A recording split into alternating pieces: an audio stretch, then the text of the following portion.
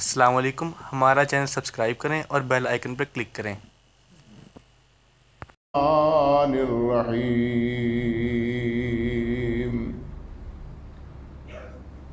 لقد رضی اللہ عن المؤمنین اذ یبایعونک تحت الشجرہ فعلم ما فی قلوبہم فانزل السکینۃ علیہم وأصابهم فتحا قريبا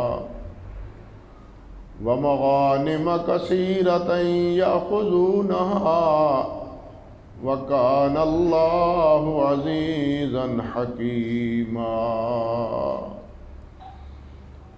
سبحان ربك رب العزة عما يصفون وسلام على المرسلين والحمد للہ رب العالمین۔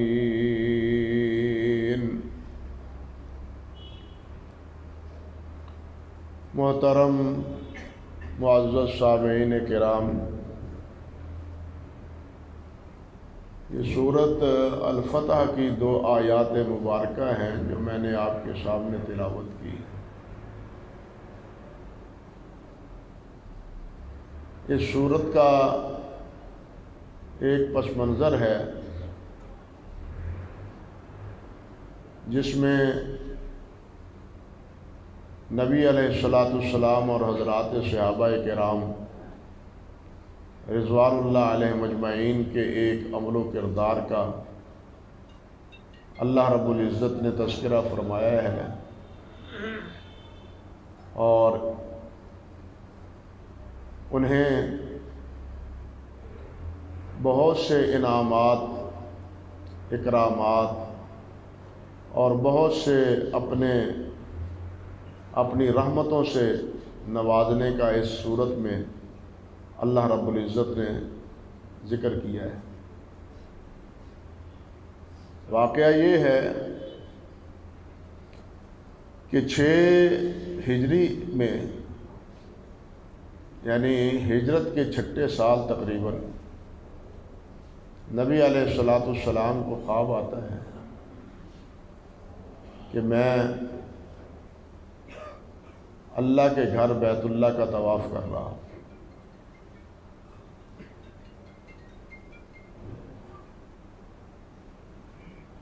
کہ میں طواف کر رہا ہوں۔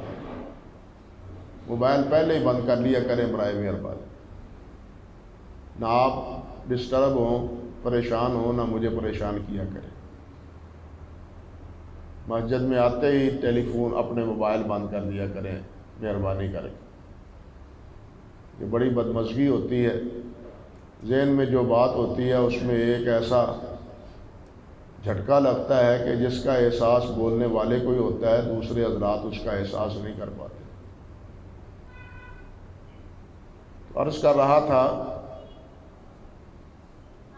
کہ نبی علیہ السلام کو خواب آیا کہ میں بیت اللہ کا طواف کر رہا ہوں۔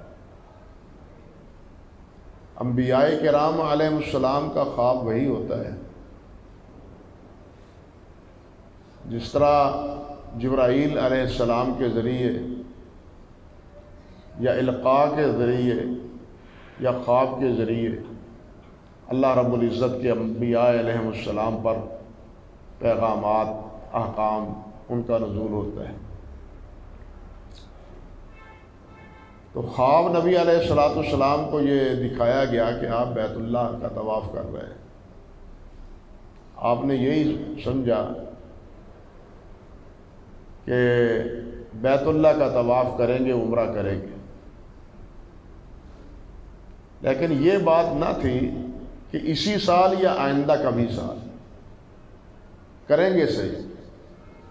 جس طرح کہ اسی صورت میں اللہ سبحانہ و تعالی نے یہ بات بالکل صاف فرمائی، لقد صدق اللہ رسولہ الرؤیا بالحق لتدخلن المسجد الحرام ان شاء اللہ آمنین محلقین رؤوسکم،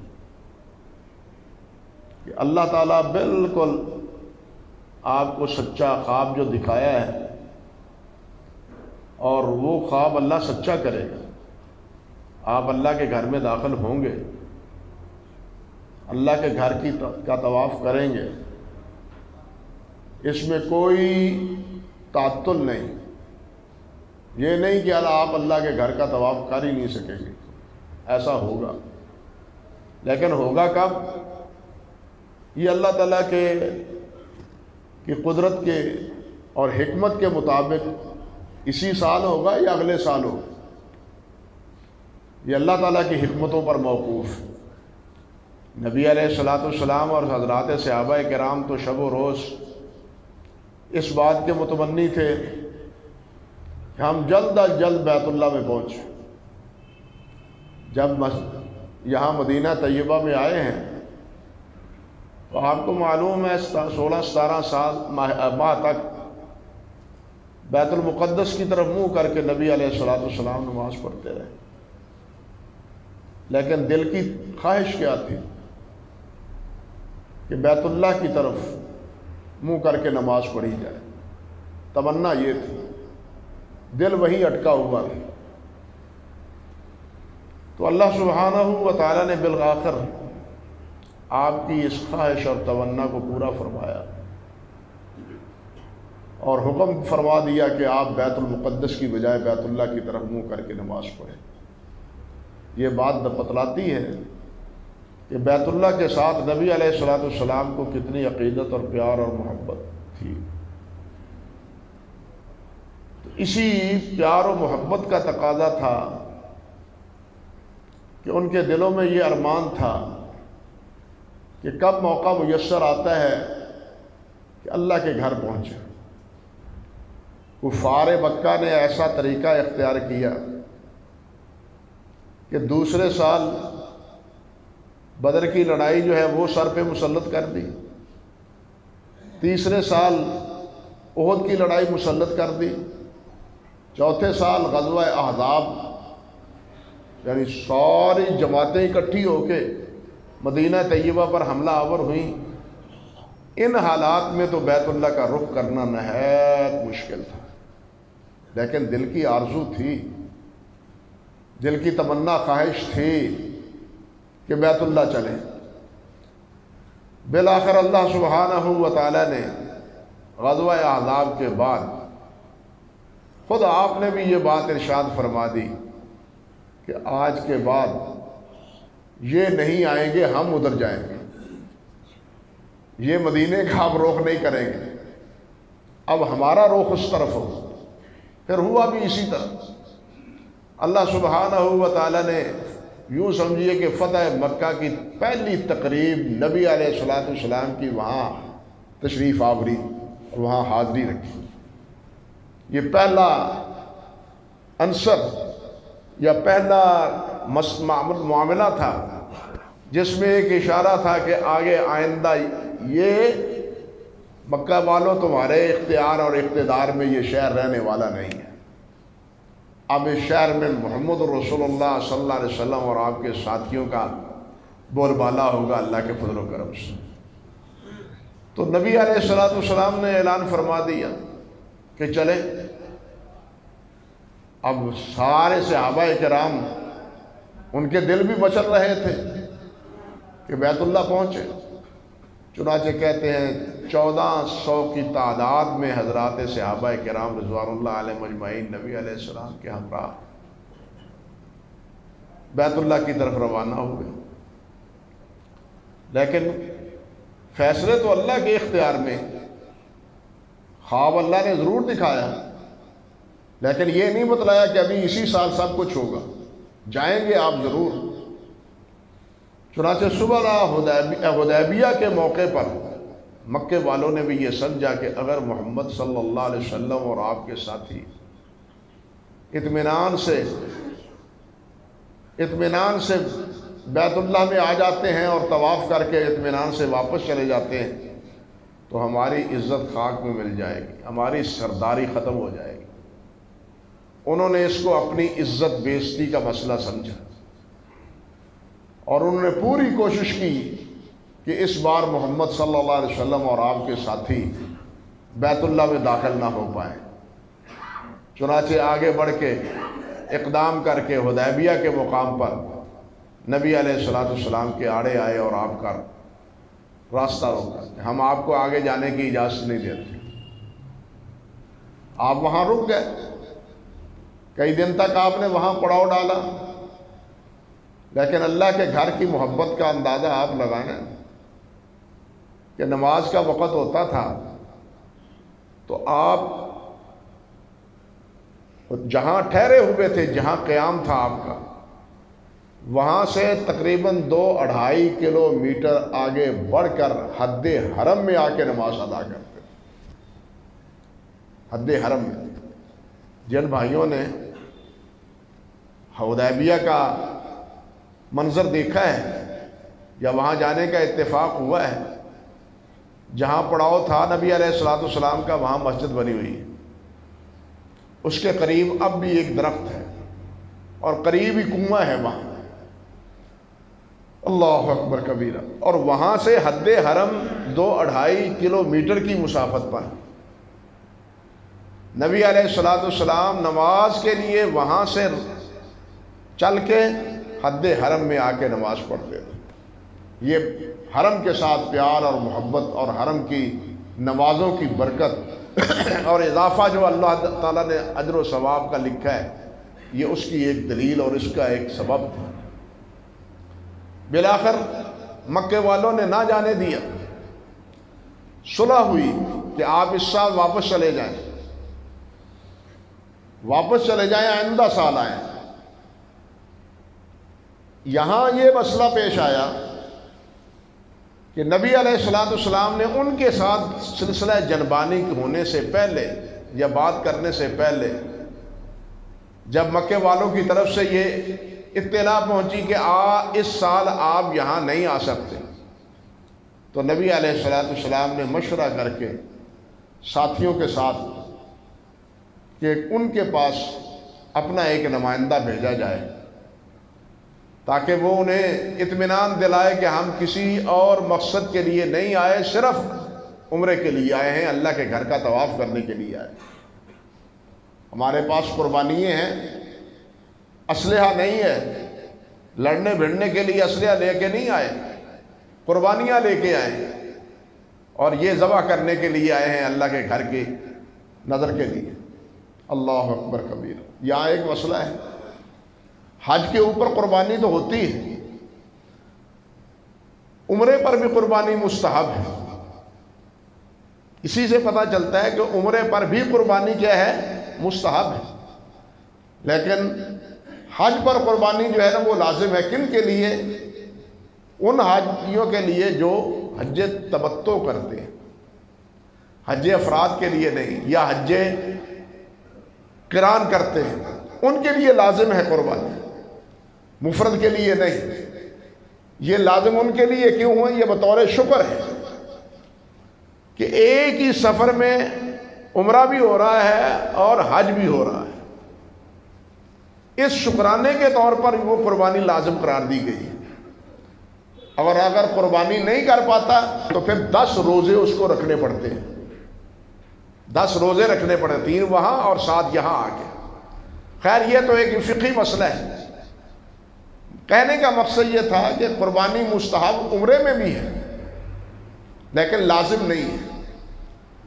حج میں بھی 2 حضرات کے لیے جو قران کرنا چاہتے ہیں، تمتع کرتے ہیں. ہمارے یہاں جتنے بھی جاتے ہیں وہ تو حج تمتع کرتے ہیں. کیا مطلب؟ عمرہ کر کے احرام کھول دیتے ہیں. حج قران کیا ہوتا ہے؟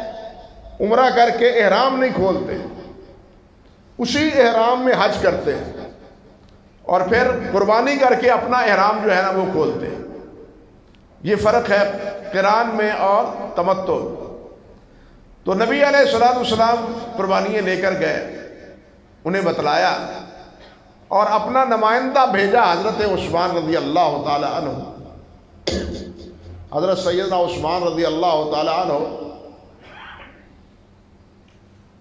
یہ بنو امیہ کے خاندان کے ساتھ تعلق رکھتے تھے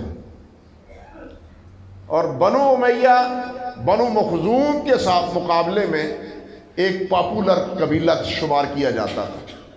جس طرح بنو ہاشم تھے بنو مخدوم تھے، اسی طرح یہ بنو امیہ تھے، اور صاحب اختیار اور صاحب اقتدار تھے۔ ویسے بھی حضرت عثمان غنی رضی اللہ تعالیٰ عنہ مکہ مکرمہ میں صاحب ثروت بھی تھے، اور اللہ سبحانہ و تعالیٰ نے بہت سی خوبیوں سے انہیں نواز رکھا رہا، خاندانی اعتبار سے بھی اور ذاتی لحاظ سے بھی۔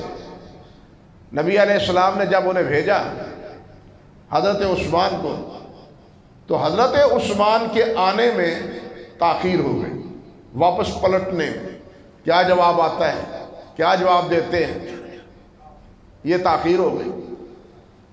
اسی تاخیر میں یہ افواہ پھیل گئی یا بدگمانی چل نکلی کہ شاید اہل مکہ والوں نے عثمان غنی کو شہید کر دیا، حضرت عثمان کو شہید کر دیا۔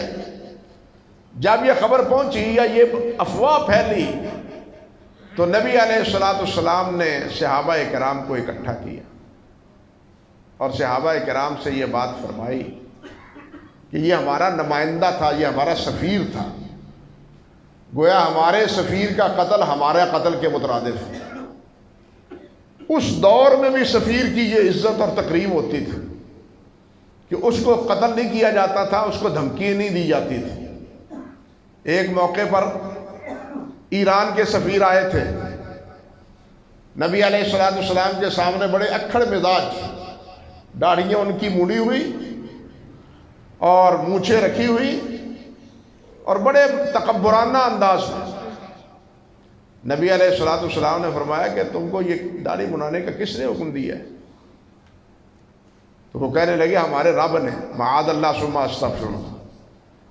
نبی علیہ السلام نے فرمایا میرے رب نے تو مجھے داڑھی بڑھانے کا حکم دیا ہے، تمہارے اوپر افسوس ہے کہ تمہارا رب کون ہے؟ کون ہے تمہیں پیدا کرنے والا اور تمہیں پالنے والا؟ اور فرمایا اگر تم سفیر نہ ہوتے تو میں تمہاری گردنیں اڑا دیتا، سفیر نہ ہوتے۔ اتنی گستاخی اور اتنی ان کی لن ترانی کے باوجود بھی نبی علیہ السلام نے انہیں کچھ نہیں کہا، سفارت کی وجہ سے۔ تو یہ سفیر تھے نبی علیہ السلام کے حضرت عثمان گویا۔ اب حضرت عثمان کے بارے میں یہ افواہ کہ ان کو شہید کر دیا گیا ہے، اس کا مطلب یہ ہے کہ ہمارے خلاف اعلان جنگ ہے ان کا۔ آج بھی یہی کیفیت ہے۔ غیرت مند ملک جب اپنے سفیر کے ساتھ اس قسم کا معاملہ دیکھتے ہیں تو ان کے ساتھ بائیکاٹ کرتے ہیں، یا معاملات درست نہ ہوں تو اپنے سفیر کو واپس بلا لیتے ہیں کہ ہمارا ان کے ساتھ کوئی ناطہ نہیں ہے، تعلق نہیں ہے، معاملات نہیں چل سکتے ہمارے ان کے ساتھ۔ آج بھی وہی چیزیں ہیں، لیکن غیرت مند قوموں کے لیے جنہوں نے بھیک مانگنی ہو اور ہاتھ پھیلا کے اپنی زندگی کے لمحات اور اوقات گزارنے ہوں، ان کی بات نہیں میں کر رہا، ان کی بات کر رہا ہوں جنہوں نے سر اٹھا کے زمین پہ چلنا ہوتا ہے اور اپنی عزت و آبرو کا لحاظ رکھنا ہے۔ تو نبی علیہ السلام نے صحابہ کرام کو بلا کے کہا کہ عثمان کے خون کا بدلہ لینا ہے۔ اللہ اکبر کبیرہ، عثمان کے خون کا بدلہ لینا ہے، میرے ہاتھ پر آؤ بیعت کرو۔ اب سب صحابہ کرام رضوان اللہ علیہ مجمعین نے نبی علیہ السلام کے دست مبارک پر بیعت کی۔ اسی بیعت کا تذکرہ بھی اس صورت میں، یہ سورۃ الفتح ہے، اور اس میں جہاں دوسرے واقعات ہیں اس سفر کے متعلق وہاں یہ بھی بات ہے۔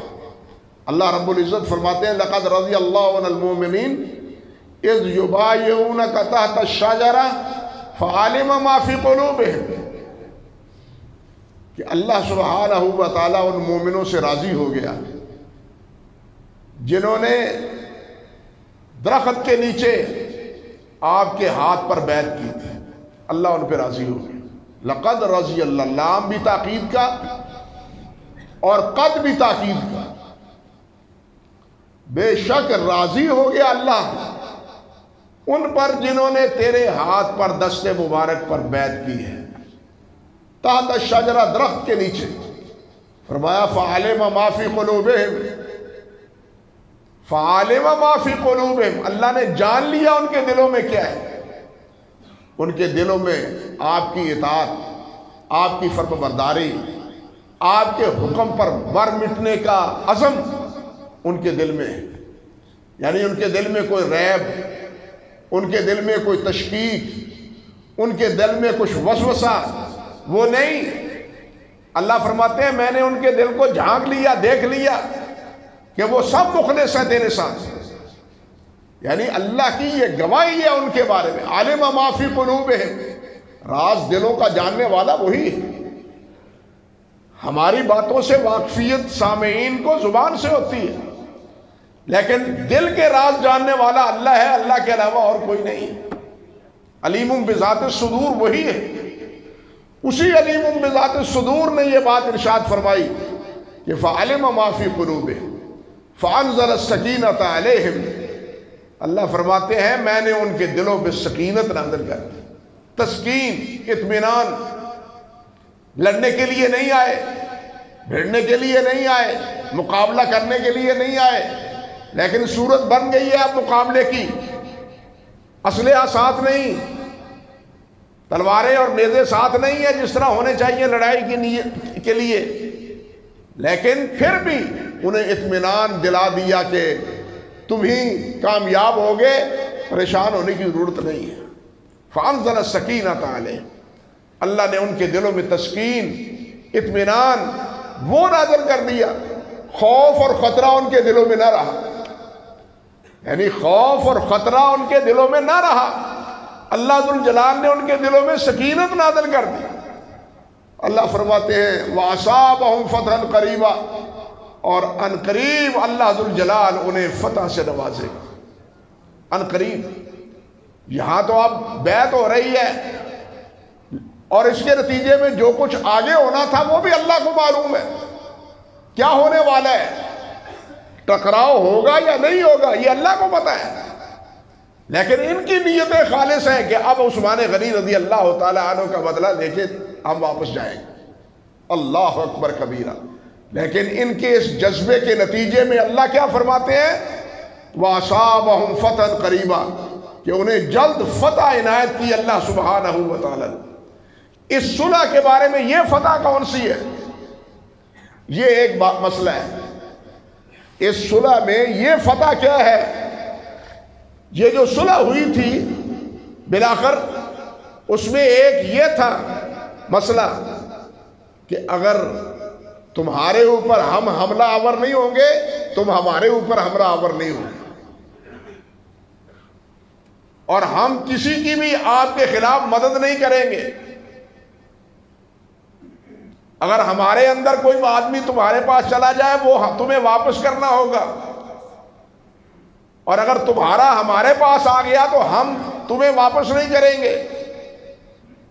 اس قسم کی شرطوں پر وہ صلح ہوئی تھی، لیکن یہاں اس شرط میں ایک پہلو یہ بھی تھا کہ انہوں نے یہ کہا کہ جناب ہم آپ کے مد مقابل کسی کی معاونت نہیں کریں گے۔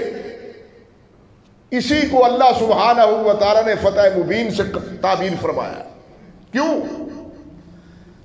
اللہ کے علم میں تھا کہ یہاں سے پلٹنے کے بعد خیبر کا واقعہ پیش آئے گا، خیبر کے یہودیوں کے ساتھ ٹکراؤ ہے۔ اس صلح کے بعد یہ کفار مکہ خیبر کے یہودیوں کے ساتھ تعاون نہ کرنے کے پابند تھے، اور وہ تنہا رہے۔ یہی وجہ ہے کہ خیبر فتح ہوا، نہ صرف خیبر فتح ہوا بلکہ اس کے ارد گرد کے جتنے علاقے آباد تھے اور سرسبز اور شاداب تھے وہ سارے مفتوح، اور اسی کو اللہ سبحانہ و تعالیٰ نے فتح مبین سے تعبیر فرمایا۔ یہ پہلی فتح ہے، اور اس کے بعد اگلا 8 میں فتح مکہ ہے۔ یہ دونوں فتوحات کی طرف اشارہ ہے اس صلح کے نتیجے میں۔ عرض کرنے کا مقصد یہ تھا کہ اس آیت سے یہ بات معلوم ہوتی ہے کہ نبی صلی اللہ علیہ وسلم کے نزدیک اور اللہ سبحانہ و تعالیٰ کے نزدیک نبی علیہ السلام کے دست مبارک پر بیعت کرنے والوں کی کیا مرتبت اور کیا مقام اور کیا شان تھا کہ اللہ نے فرمایا میں ان پر راضی ہوں گا۔ حدیث میں بھی آتا ہے، حضرت جابر بن عبداللہ فرماتے ہیں رضی اللہ تعالی عنہ، فرماتے ہیں کہ لن يدخل النار من بایعنی تحت الشجرہ، جس نے میرے ہاتھ پر درخت کے نیچے بیٹھ کے بیعت کی ہے وہ جہنم نہیں جائے گا، وہ جنت جائے گا، وہ جنت جائے گا۔ اور بیعت کرنے والے تو صحابہ کرام ہیں، مگر عثمان غنی رضی اللہ تعالی عنہ کے بارے میں جب سب صحابہ کرام بیعت کر چکے تو نبی علیہ السلام بیعت لیتے تھے، آپ نے بیعت ہاتھ ایسے کیا اور فرمایا کہ میں عثمان کی طرف سے بیعت کرتا ہوں، میں عثمان کی طرف سے بیعت کرتا ہوں۔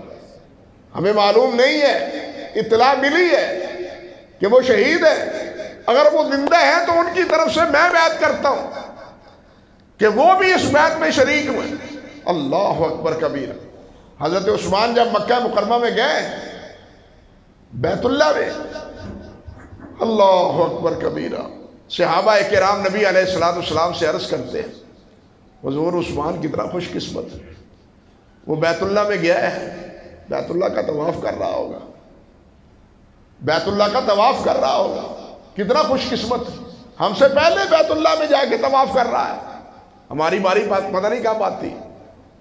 نبی علیہ السلام نے فرمایا نہیں، عثمان طواف اس وقت تک نہیں کرے گا جب تک میں طواف نہ کروں۔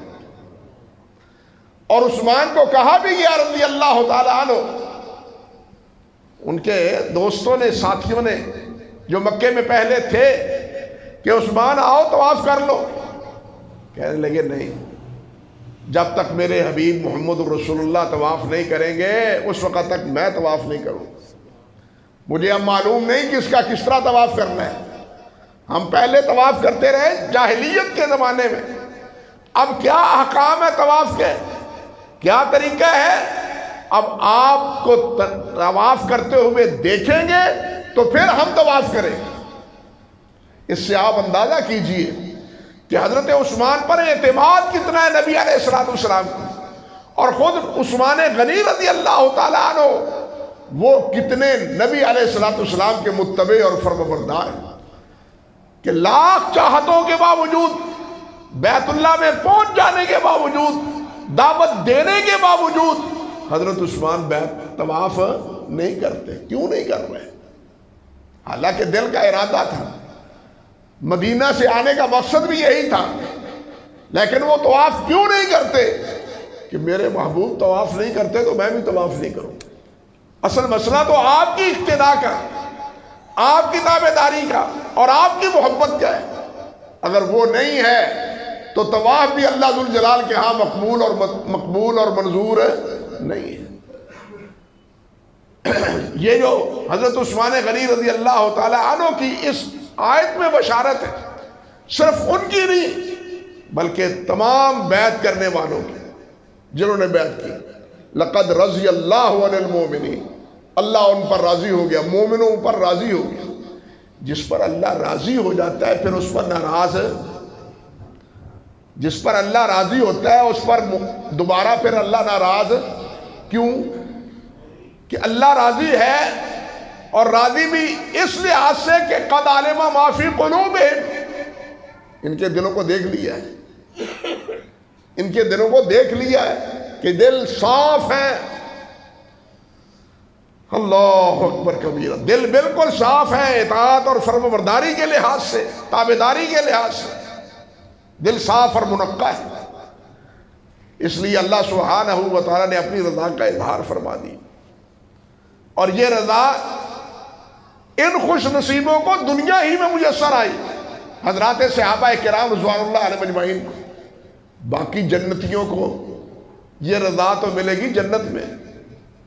حدیث میں آتا ہے کہ اہل جنت کو اللہ ذوالجلال والاکرام جمع کریں گے، سب اکٹھے ہو جاؤ، سب اکٹھے ہوں گے۔ اللہ ذوالجلال فرمائیں گے آج میں تمہیں ایک بات کہنا چاہتا ہوں، آج ایک مزدہ ایک خوشخبری سنانا چاہتا ہوں. اہل جنت بھی سوچیں گے کہ آج جنت میں اب نئی چیز کون سی ہے جو باعث خوشی ہوگی. جنت میں کون سی چیز ہے جس میں کمی ہے کہ فرمایا جا رہا ہے کہ ایسی چیز تمہیں عنایت کروں گا جس سے تم خوش ہو جاؤ گے. اللہ اکبر کبیرہ. اہل جنت خود اس بارے میں سوچیں گے اور یہ ذہن میں سوال لائیں گے.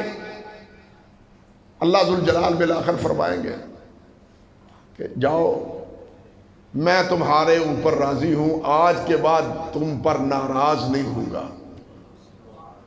میں تم پر راضی ہوں، میں تم پر ناراض نہیں ہوں گا. یہ سب جنتیوں کو رضا کا اعلان یا بشارت کب ہوگی؟ جنت میں. لیکن ان خوش نصیبوں کو اس رضا کا اعلان کہاں دیا؟ یہاں دنیا میں. میں تم پر راضی ہو گیا. اب جن پر اللہ راضی ہے دوبارہ اللہ ان پر ناخوش نہیں ہو سکتا. ہم کسی دوست پر راضی ہوتے ہیں، اس سے ناخوش بھی ہوتے ہیں. کیوں ناخوش ہوتے ہیں؟ کہ بعد میں وہ ہمارے ساتھ بے وفائی کرتا ہے. یہی ہے نا، بعد میں وہ ہمارے ساتھ بے وفائی کرتا ہے. ہمیں معلوم نہیں ہوتا کہ مستقبل میں یہ ہمارے ساتھ کیا کرنے والا ہے.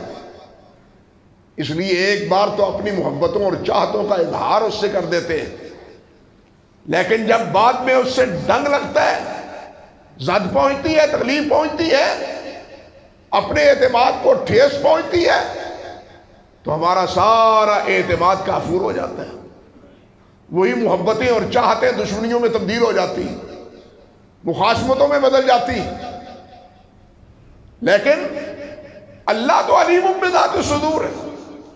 اللہ رب العزت کو پیدائش سے لے کے کسی کی وفات تک اس کے تمام حالات کا علم ہے کہ یہ کس صورت میں زندہ رہے گا، کس حالت میں زندگی گزارے گا. اللہ تعالیٰ سے کوئی چیز مخفی نہیں ہے.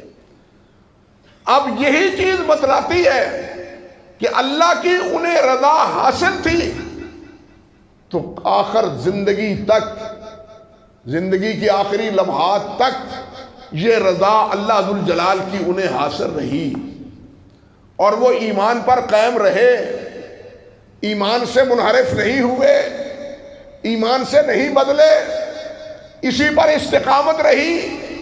یہ اللہ کے فیصلے کے مطابق. اگر یہ فیصلہ غلط ہے تو اس کا نتیجہ یہ لازم آئے گا کہ اللہ کا علم ناقص ہے. معاذ اللہ ثم استغفر اللہ. بات سمجھے یا نہیں؟ اس کا نتیجہ کیا نکلے گا کہ اللہ کا علم ناقص ہے. یہ منحرف ہو گئے، نبی علیہ السلام کی وصیتوں کو چھوڑ دیا، آپ کے حکم کی مخالفت شروع کر دی، جس طرح کے جھوٹا پروپیگنڈا کرنے والے بعض حضرات پروپیگنڈا کرتے ہیں. اس کا نتیجہ تو پھر یہ نکلا کہ اللہ ذوالجلال کا علم ہی ناقص، جو بشارتیں دیتا رہا اور اس کو علم ہی نہیں تھا کہ نبی علیہ السلام کے انتقال کے بعد یہ نبی سے اور آپ کے اہل خانہ سے بے وفائی کس طرح کریں گے. معاذ اللہ ثم استغفر اللہ. یہ پروپیگنڈا محض اپنے لب و دہن کے لیے، اپنی ضروریات کے لیے اور اپنی دنیا بنانے کے لیے ہے، آخرت سنوارنے کے لیے نہیں ہے. آخرت سنوارنے کے لیے یہی ہے کہ ہم اللہ کے نبی صلی اللہ علیہ وسلم اور اللہ کے نبی کے ساتھی، ان کے بارے میں جو اللہ اور اللہ کے رسول نے فرمایا ہے اس پر استقامت کا مظاہرہ کریں. جب اللہ ذوالجلال نے یہ فرمائی ہے بات کہ میں ان پر راضی، تو ہمیں کہنا چاہیے کہ ہم بھی اس پر راضی. اب اللہ تو راضی ہو، اللہ کا رسول بھی راضی ہو، ہم امتی ہو کے راضی نہ ہو، ہم پھر کیسے امتی ہیں؟ کیوں بھائی؟ ہم پھر کیسے امتی ہیں؟ اللہ بھی راضی ان پر، اللہ کے رسول بھی راضی. اللہ کے رسول نے تو ایک بار نہیں، دو بار نہیں، کئی بار کہا کہ یہ سب جنتی ہیں، یہ جنتی ہیں، یہ جنتی. اللہ نے جو قرآن میں نے کہا، رسول اللہ صلی اللہ علیہ وسلم نے بھی یہ فرمایا کہ یہ جنتی ہے، اللہ ان پہ راضی ہے. اللہ ذوالجلال نے بھی، اللہ کے رسول نے بھی فرمایا. اب اللہ کے اور اللہ کے رسول کے فرمانے کے بعد ہم ان پر راضی نہ ہوں تو ہمارا اللہ اور اللہ کے رسول پہ ایمان کے کیا معنی ہے؟ پھر ہمارا ایمان اللہ اور اللہ کے رسول پر ہوا؟ بالکل نہیں۔ یعنی ہمارے ایمان کا تقاضا یہ ہے کہ ہم ان پہ راضی ہوں، ہمارے یہ ایمان کا حصہ ہے کہ ہم ان پر کیا ہو؟ راضی ہو، ورنہ ہمارا خود اپنا ایمان مشکوک ہو کے رہ جاتا ہے کہ ہمارا بھی ایمان ہے یا نہیں۔ اللہ سبحانہ و تعالیٰ اسی ایمان پہ ہمیں قائم رکھے۔ حضرات صحابہ کرام رضوان اللہ علیہ مجمعین کے ساتھ عقیدت اور محبت ہمارے دلوں میں جاگزی فرمائے۔ وہ سب نبی علیہ السلام کے سفیر تھے، بات سمجھ لیں، وہ سب نبی علیہ السلام کے کیا تھے؟ سفیر تھے، اور ان کی سفارت سے یہ دین آج ہم سب تک پہنچا ہے۔ نبی علیہ السلام نے حجۃ الوداع کے موقع پر کیا فرمایا تھا؟ بلغوا انی ولو آیا، اگر ایک بات بھی کسی کے پاس ہے وہ آگے پہنچا دو۔